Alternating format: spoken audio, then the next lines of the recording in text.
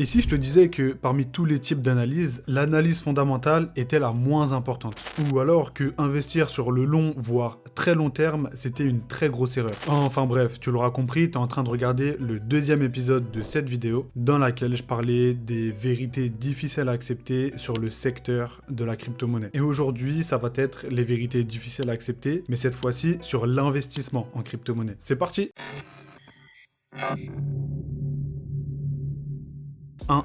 Les marchés financiers, et notamment le marché de la crypto, ne sont pas faits pour que tu gagnes de l'argent. Et c'est totalement logique. Il faut pas oublier qu'à la base, c'est un milieu professionnel qui s'est petit à petit ouvert aux particuliers. Et donc, l'arrivée en masse ces dernières années d'un grand nombre de particuliers sur le marché, c'est juste vu pour la plupart des institutionnels comme une source de revenus en plus. Rien de plus, rien de moins. Et c'est d'ailleurs pour ça que la plupart des traders et investisseurs particuliers sont perdants. 2. 99% des mouvements du marché sont créés par 1% des gens. Et ces gens-là, c'est soit les institutionnels, soit ceux qu'on appelle les whales, donc les baleines, ceux qui ont de très très gros portefeuilles. Et si tu te demandes pourquoi, c'est simplement parce que ces 1%-là des acteurs du marché détiennent à eux seuls la très grande majorité des liquidités présentes sur le marché. Et finalement, les marchés financiers ne sont pas différents du monde extérieur. Quand on sait que les 5 ou 10% les plus riches du monde détiennent 50% des richesses. Bref, tout ça pour dire que quand tu te lances dans les marchés financiers et notamment sur le marché de la crypto,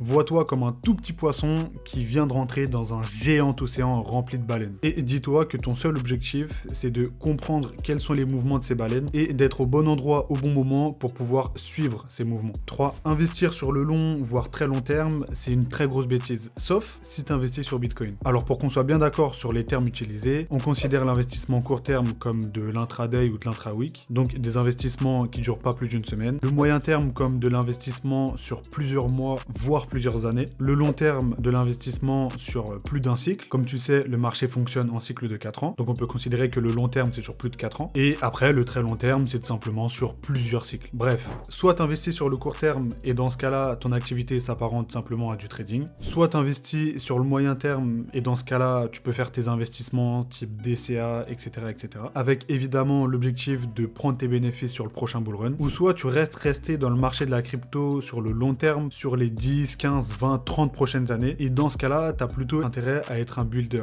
à construire dans ce marché-là. Parce que la vérité, c'est que tu vas vite te rendre compte que la plupart des projets ne dépassent pas un cycle. Malgré tous les fonds levés, malgré toutes les promesses, malgré tout le potentiel des projets, la plupart des altcoins sur lesquels tu as envie d'investir pendant un bull run ne seront plus là lors du prochain bull run. Bref, tout ça pour dire que si tu es là pour les rendements, dans ce cas, rien de mieux que le moyen terme. Par contre, si tu es là pour le long terme, dans ce cas-là, rien de mieux que d'être un builder, c'est-à-dire quelqu'un qui construit dans l'écosystème Web3 et crypto, tout en accumulant des bitcoins, bien évidemment. 4. C'est très très bien de gagner un peu d'argent. Et dis-toi que c'est toujours mieux que de ne pas gagner du tout. Donc, tu dois réellement prendre l'habitude de prendre tes bénéfices lorsque tu es en gain. Et cette phrase-là, elle est surtout importante en bull run. Quand c'est l'euphorie, que tout le monde de partout et que tu as l'impression que ça va jamais s'arrêter. En vrai, c'est ouf de se dire qu'au top du bull run, donc en fin 2021, on commençait déjà à parler du bear market qui arrivait. Mais pour la plupart des gens, c'était encore un petit peu loin, ils pensaient qu'ils avaient encore le temps de prendre plus de bénéfices, donc ils sont pas sortis du marché. Et je vais pas te faire un dessin, tu connais la suite, 2022, 2023, bear market, etc.,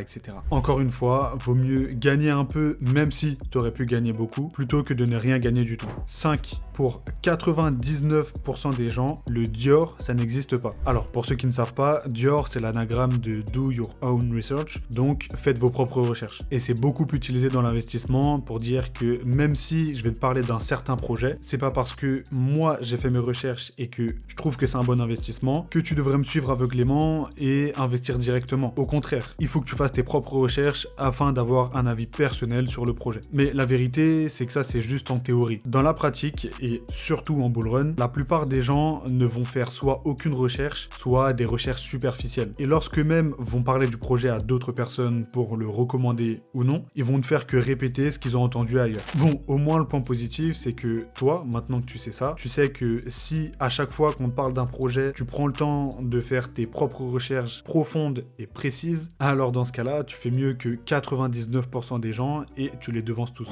6. l'analyse sentimentale est plus importante que l'analyse technique, qui elle-même est plus importante que l'analyse fondamentale. Bon, je sais très pertinemment que celle-ci, elle va pas plaire à beaucoup de monde. Et pourtant, c'est juste une question de logique, tu vas voir. Si tu investis pour gagner de l'argent, alors on est d'accord que ton objectif, ça va être d'acheter quand le prix est bas et de revendre lorsque le prix est haut. Et donc, avant d'acheter une crypto-monnaie, il te faudrait deux informations essentielles. Est-ce qu'on peut considérer le prix actuel comme bas et est-ce qu'à partir de maintenant, le prix va monter? Et c'est là que tu vas faire tes analyses. D'un côté, tu as l'analyse sentimentale qui te dit qui fait quoi sur le marché. Autrement dit, si le prix s'apprête à monter ou à descendre. Et de l'autre, tu as l'analyse technique qui te dit où sont les points hauts et les points bas sur le cours. Autrement dit, où est-ce que le prix a plus de probabilité de rebondir. Donc, si tu maîtrises ces deux types d'analyse, tu pourras globalement te placer sur le marché sur un point bas en anticipant le fait que le marché est sur le point de monter. Maintenant, pour revenir sur l'analyse fondamentale, ce qu'il faut savoir, c'est que l'analyse fondamentale, c'est juste une excuse pour justifier que le prix a monté et donner une raison aux gens d'acheter la crypto-monnaie. Parce qu'on va venir te faire croire que les projets qui ont une meilleure fondamentale sont ceux qui ont le plus de chances de voir le prix de leur crypto-monnaie monter. Et c'est pas totalement faux, mais disons qu'au fond, l'analyse fondamentale, toi, tu t'en fous. Je vais peut-être me répéter, mais ce qui fait monter le prix, c'est l'intérêt qu'il y a envers le projet et surtout vers la crypto. C'est si les gens sont prêts à acheter le token. Peu importe la raison qui donne envie aux gens d'acheter le token, si c'est de la fondamentale ou non. Et en plus de ça, c'est pas toujours les projets qui ont la meilleure fondamentale qui prennent le plus en valeur. Bien au contraire. Je pourrais te parler des dizaines de shitcoins qui font des x10 et des x100, mais je vais juste m'en tenir à Bitcoin. Bitcoin, c'est le projet, c'est la crypto-monnaie qui a la meilleure fondamentale, et pourtant c'est bien connu que c'est pas l'investissement le plus rentable parmi toutes les cryptos. Bref,